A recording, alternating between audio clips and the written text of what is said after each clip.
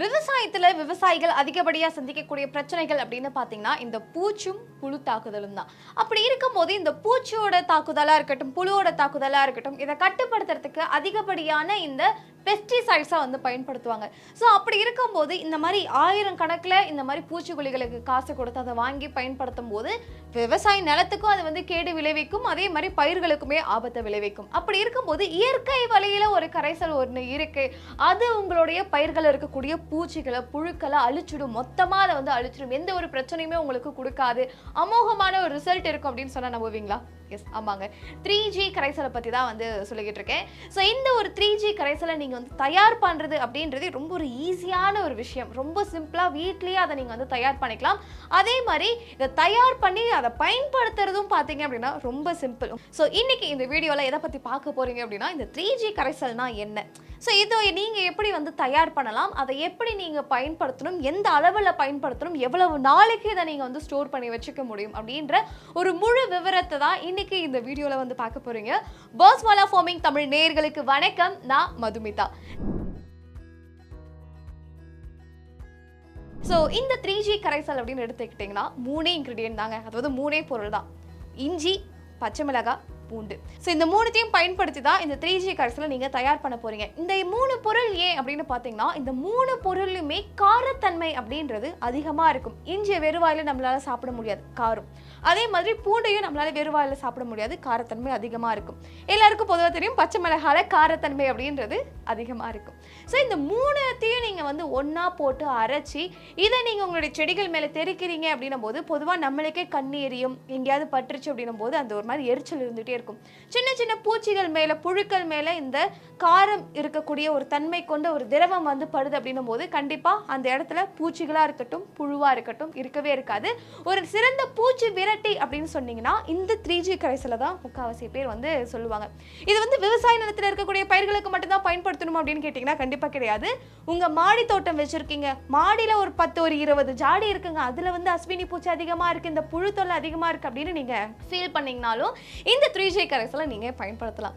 So இந்த 3G கரைசலை எப்படி பண்ணலாம், செய்முறை என்ன அப்படின்றத பார்த்துடலாம். ஃபர்ஸ்ட்டு, ஸோ நீங்கள் ஒரு ஏக்கருக்கு விவசாயம் பண்ணிட்டு இருக்கீங்க, அந்த 1 ஏக்கருக்கு நிறைய பூச்சி தொல்லை இருக்குது, புழு தொல்லை இருக்குது, இந்த 3G கரைசலை பயன்படுத்தணும் அப்படின்னு நினைக்கிறீங்கன்னா எத்தனை லிட்டர் நீங்கள் ஃபஸ்ட்டு தயார் பண்ணணும் அப்படின்னு யோசிப்பீங்க இல்லையா? ஒரு ஏக்கருக்கு 10 டேங்க் ஸ்ப்ரே பண்ணுற மாதிரி இருக்கும். ஒரு டேங்குக்கு 1/2 லிட்டர் 3G கரைசல் அப்படின்னா 10 டேங்குக்கு 5 லிட்டர் 3G கரைசல் உங்களுக்கு தேவைப்படும். ஃபர்ஸ்ட் தடவை பயன்படுத்தினதுலேருந்து 7லேருந்து 8 நாட்கள், அதாவது ஒரு வாரம் கழிச்சு மறுபடியும் இந்த 3G கரைசலை நீங்கள் பயன்படுத்துவீங்க. அதனால ஒரு ஏக்கருக்கு 10 லிட்டர் அப்படின்ற அளவில் நீங்கள் வந்து இதை தயார் பண்ணிக்க முடியும். ஸோ இந்த 10 லிட்டர் 3G கரைசலை பயன்படுத்துறதுக்கு உங்களுக்கு எத்தனை கிலோ பச்சை மிளகாய், எத்தனை கிலோ பூண்டு, இஞ்சி உங்களுக்கு தேவைப்படும் அப்படின்னு பார்த்தீங்கன்னா நல்ல காரமான மிளகாவாக இருக்குது, நல்ல சுருக்குன்னு இருக்குப்பா, சின்ன சைஸு தான் ஆனால் மிளகா ரொம்ப காரமாக இருக்குது அப்படின்னு நீங்கள் வந்து நினச்சிங்க அப்படின்னா 1.5 கிலோ எடுத்துக்கோங்க. நல்ல நாட்டு பச்சை மிளகாவா இருக்குது அப்படின்னும் போது உங்களுக்கு 1.5 கிலோவே போதுமானது. இல்லை பச்சை மிளகா பெருசாக எங்களுக்கு காரமாக வந்து தெரியல அப்படின்னும் போது 2 கிலோ அப்படின்ற அளவுக்கு எடுத்துக்கோங்க. அடுத்து இந்த இஞ்சி அப்புறம் பூண்டு. ஸோ இதை எந்த அளவில் நீங்கள் எடுத்துக்கலாம் அப்படின்னு பார்த்தீங்கன்னா நல்ல காரமாக இருக்குது, அகைன் அதே தாங்க. இந்த சின்ன பிஞ்சாக இருக்கிற இஞ்செல்லாம் நீங்கள் வந்து எடுத்தீங்க அப்படின்னும் போது இந்த காரத்தன்மை அப்படின்றது பெரிய அளவில் இருக்காது. நல்ல முத்துன இஞ்சாக எடுக்கிறீங்க அப்படின்னும் போது நல்ல சுருக்குன்னு இருக்கும் காரம். ஸோ அப்படி இருக்கும்போது ஒரு 300 கிராம்ல இருந்து 1/2 கிலோ அப்படின்ற அளவு வரைக்கும் இஞ்சி எடுத்துக்கோங்க. அதே மாதிரி தான் பூண்டு. இந்த பூண்டுன்னு எடுத்துக்கிட்டிங்கன்னா நாட்டு பூண்டாக இருக்குது அப்படின்னும் போது இன்னுமே சிறந்ததுங்க. அதுவுமே ஒரு 300 கிராம்லேருந்து 1/2 கிலோ அப்படின்ற அளவில் எடுத்து இப்போ இந்த 3த்தையும் என்ன பண்ணுங்க அப்படின்னா ஒன்று அம்மி அப்படின்னா கொடைக்கல் இருக்குது அப்படின்னும் போது நல்லா போட்டு அதில் வந்து ஆட்டி எடுத்து நல்லா பேஸ்ட் மாதிரி எடுத்து வச்சுக்கோங்க. இல்லைங்க நாங்கள் வந்து டவுன் சைடில் இருக்கோம், எங்களுக்கு இந்த ஃபெசிலிட்டிஸ்லாம் கிடையாது, இந்த மாதிரி அம்மியோ இல்லை உரலோ எங்கள் இடத்துல கிடைக்காது அப்படின்னு நினச்சிங்கன்னா மிக்சிலேயே போட்டு நல்லா மைய அரைச்சி எடுத்துக்கோங்க. இப்போ இந்த அரைச்சி எடுத்ததை நீங்கள் என்ன பண்ணணும் அப்படின்னா 10 லிட்டர் தண்ணியில் நல்லா கலந்து ஒரு 24 மணி நேரம், அதாவது ஒரு நாள் நல்லா அதை ஊற விட்டுருங்க. ஸோ மறுநாள் நீங்கள் என்ன பண்ணலாம் அப்படின்னா அதை நல்லா வடிகட்டி, அதாவது உங்களுக்கு ஒரு 5 லிட்டர் தான் ஃபஸ்ட்டு தேவைப்படும் இல்லையா? ஒரு ஏக்கருக்கு நீங்கள் பயன்படுத்துறீங்க அப்படின்னும் போது உங்களுக்கு ஒரு 5 லிட்டர் தான் தேவைப்படும். ஸோ இப்போ இந்த 5 லிட்டர் எந்த அளவோ அந்த அளவுக்கு மட்டும் அதை நல்லா அந்த சக்கையெல்லாம் நல்லா புழிஞ்சு எடுத்து ஒரு டேங்குக்கு 1/2 லிட்டர் அப்படின்ற அளவில் இந்த 3G கரைசலை ஊற்றி உங்களுடைய பயிர்கள் மேலே தாராளமாக தெளிக்கலாம். ஸோ இந்த 3G கரைசலை பொதுவாகவே நீங்கள் வந்து என்ன பண்ணலாம் அப்படின்னா வாரத்துக்கு ஒரு தடவை அப்படின்ற அளவில் உங்களுடைய பயிர்களுக்கு தெளித்து விடலாம். இல்லைங்க என்னுடைய பயிரில் வந்து பார்த்தீங்க அப்படின்னா இந்த பூச்சிகள் தொல்லை ரொம்ப அதிகமாக இருக்குது அப்படின்னு நினைக்கும் போது இப்போ நான் வந்து இந்த 10 லிட்டர் தண்ணி சொல்லியிருந்தேன் இல்லையா, அந்த இடத்துல நீங்கள் என்ன பண்ணலாம் அப்படின்னா 5 லிட்டர் தண்ணி 5 லிட்டர் கோமியம் அப்படின்ற அளவில் நல்லா சரிசமமாக கலந்து அதில் இந்த அரைச்சி வச்சிருக்கிற விழுதெல்லாம் போட்டு 24 மணி நேரம் அதே ப்ராசஸ் தான். இதை பண்ணி உங்களுடைய பயிர்களுக்கு அடிச்சிங்க அப்படின்னும் போது இந்த பூச்சிகள் வந்து சுத்தமாக உங்களுக்கு கட்டுக்குள்ளே வந்துடும். இல்லை இதில் வந்து பூச்சி அதிகமாக இல்லை புழுக்கள் ரொம்ப அதிகமாக இருக்குது அப்படின்னு ஃபீல் பண்ணீங்க அப்படின்னா என்ன பண்ணலாம், 10 லிட்டர் தண்ணிக்கு பதிலாக 10 லிட்டர் கோமியத்திலேயே நீங்கள் வந்து தயார் பண்ணலாம். இந்த 10 லிட்டர் கோமியத்தில் நீங்கள் பண்ணுறீங்க அப்படின்னும் போது வீரியம் அப்படின்றது அதிகபட்சமாக இருக்கும். ஸோ தாராளமாக நீங்கள் என்ன பண்ணலாம் அப்படின்னா இந்த 10 லிட்டர் கோமியத்தில் இருந்து தயார் செஞ்ச இந்த இதை வந்து தண்ணியில் 10 லிட்டர் டேங்குக்கு 6 லிட்டர் அப்படின்ற அளவில் கலந்து அடிக்கிறீங்கன்னும் போது உங்கள் பயிரில் இருக்கக்கூடிய புழுக்கள் எந்த விதமான புழுக்களாக இருந்தாலுமே அப்படியே சுத்தமாக போயிடும். உங்களுடைய பயிர்கள் ரொம்ப செழிப்பாக இருக்க ஆரம்பிக்கும். ஓகே, இப்போ இந்த 3G கரைசல் எப்படி செய்யறது, ஸோ அதை எந்தெந்த பூச்சி தாக்குதல் இருக்கக்கூடிய பயிர்களுக்கு எப்படி அடிக்கலாம் அப்படின்றத தெரிஞ்சுக்கிட்டீங்க.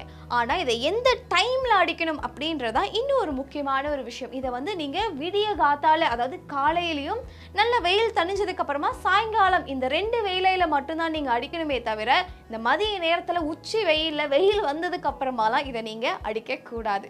முடிஞ்ச வரைக்கும் என்ன பண்ணுங்க அப்படின்னா நல்லா சூரியன் வரதுக்கு முன்னாடியே காலையில் ஒரு ஷிஃப்ட் அடித்து முடிச்சுருங்க. அப்படி இல்லையா மறந்துட்டீங்களா டைம் இல்லையா, சூரியன் நல்லா இறங்குற டைமுக்கு சாயங்காலம் நேரமாக என்ன பண்ணுங்க அப்படின்னா இந்த 3G கரைசலை உங்களுடைய பயிர்களுக்கு நீங்கள் கொடுக்கலாம். ஸோ இதை எத்தனை நாளைக்கு ஒரு தடவை பயன்படுத்தலாம் அப்படின்னு பார்த்தீங்கன்னா சொல்லியிருந்தேன் இல்லையா, 7லேருந்து 8 நாட்களுக்கு ஒரு தடவை இந்த 3G கரைசலை உங்களுடைய பயிர்களுக்கு நீங்கள் கொடுக்கலாம். பொதுவாக ஒரு கரைசல் கொடுக்குறோம் அப்படின்னும் போது மற்ற கரைசலோட சேர்ந்து ஒரு 2-3 கரைசலாக வந்து பயிர்களுக்கு கொடுப்போம் இல்லையா, அப்படி இருக்கும்போது இந்த 3G கரைசலை நீங்கள் ஒரு சில கரைசல்களோட சேர்ந்து கொடுக்கவே கூடாது.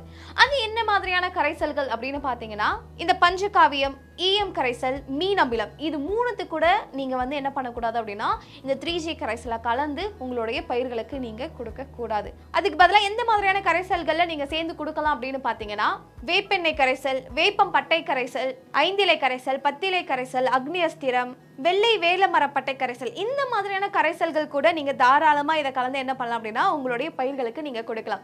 இந்த 3 கரைசல்கள் அப்படின்னு தானே கேட்டீங்க. இப்போ நான் சொன்ன இந்த பஞ்சகாவியம், மீன் அமிலம், ஈயம் இது மட்டும் தானே அப்படின்னு கேட்டிங்கன்னா இந்த உணவுப் பொருட்களை பயன்படுத்தி என்ன மாதிரியான கரைசல்கள்லாம் செய்கிறோமோ, என்ன மாதிரியான இடிபொருட்கள்லாம் செய்கிறோமோ அதோட இந்த 3G கரைசலை கலந்து உங்களுடைய பயிர்களுக்கு கொடுக்கக்கூடாது. அதை தவிர இப்போ சொன்னேன் இல்லையா வேப்பெண்ணெய் கரைசல், வேப்பங்கொட்டை, அதே மாதிரி நீம் அஸ்திரம் அப்படின்னு சொல்லுவாங்க இல்லையா, இந்த வேம்பு அஸ்திரம், இதோடலாம் தாராளமாக கலந்து உங்களுடைய பயிர்களுக்கு கொடுக்கலாம். இப்படி இந்த கரைசலை நீங்கள் கொடுக்கறது மூலமா உங்களுடைய பயிரில் இருக்கக்கூடிய பூச்சிகளாக இருக்கட்டும், புழு தொலைகளாக இருக்குது, சாருறிஞ்சு பூச்சி அதிகமாக இருக்குது அப்படின்னு வருத்தப்பட்டு இருந்தீங்கன்னா இதை கொடுத்து பாருங்கள், செம்ம ரிசல்ட் உங்களுக்கு கிடைக்கும்.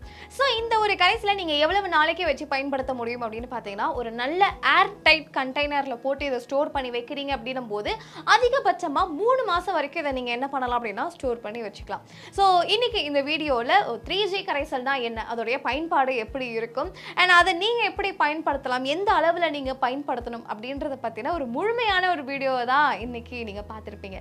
ஸோ இந்த மாதிரி விவசாயம் குறித்து வேறு ஏதாவது உங்களுக்கு சந்தேகங்கள் இருக்கு, நான் எதை பற்றின வீடியோ உங்களுக்காக போடணும் அப்படின்ட்டு உங்களுக்கு ஏதாவது சஜஷன்ஸ் இருந்தாலுமே அதை நீங்கள் என்ன பண்ணலாம் அப்படின்னா தாராளமாக கமெண்ட் செக்ஷனில் வந்து மென்ஷன் பண்ணுங்கள். அண்ட் விவசாயம் பண்ணிட்டு இருக்கீங்க, விவசாய பொருட்களை எப்படி மார்க்கெட்டிங் பண்ணுறதுன்னு தெரியல, ஒரு ஐடியா வேணும் அப்படின்னு யோசிச்சுட்டு இருந்தீங்கன்னா நம்ம பாஸ்வாலா ஆப்பில் 500+ கோர்சஸ் இருக்குது. அந்த கோர்ஸை பார்த்து நீங்கள் தெரிஞ்சுக்கலாம். அது மட்டும் இல்லாமல் மென்டர்ஸ் கூட நீங்கள் டைரெக்டாக வீடியோ கால் பண்ணி உங்களுடைய சந்தேகங்களுமே அவங்க கிட்ட வந்து கேட்டு தெரிஞ்சுக்கலாம். அதனால இப்போவே பாஸ்வாலா ஆப்பை டவுன்லோட் பண்ணுங்கள்.